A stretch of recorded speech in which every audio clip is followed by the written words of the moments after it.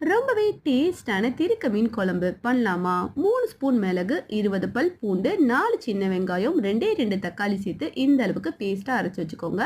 தேவையான அளவுக்கு புளிய ஊற வச்சுக்கோங்க. நம்ம திருக்க மீனை உப்பு அப்புறமா மஞ்சத்தூள் போட்டு நல்லா வாஷ் பண்ணி எடுத்துக்கலாம். புளி கரைச்சிருக்கோம் இல்லையா, அதோட 2 தக்காளியும் சேர்த்து நல்லா கரைச்சிக்கோங்க. கடாயில் ஆயில் விட்டு சோம்பு வெந்தயம் போட்டு தாளிச்சுக்கோங்க.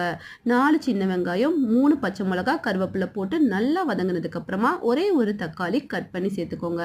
அதையும் நல்லா வதக்கிக்கோங்க. நம்ம அரைச்சு வச்சிருக்கோம் இல்லையா பேஸ்ட், அதையும் சேர்த்து நல்லா பச்சை வாசனை போகிற அளவுக்கு வதக்கிக்கோங்க. நல்லா பச்சை வாசனை போனதுக்கு அப்புறமா நம்ம வீட்டில் அரைச்சிருக்க குழம்பு மிளகாய் தூள் நான் சேர்த்துருக்கேன். நீங்கள் தேவையான அளவுக்கு சேர்த்துக்கோங்க. அதோட தேவையான அளவுக்கு உப்பும் சேர்த்துக்கோங்க. நல்லா அதெல்லாம் வதங்கினதுக்கு அப்புறமா நம்ம கரைச்சி வச்சிருக்க புளி தண்ணி சேர்த்து ஒரு கொதி வந்ததுக்கு அப்புறமா நம்ம மீனை சேர்த்துக்கலாம்.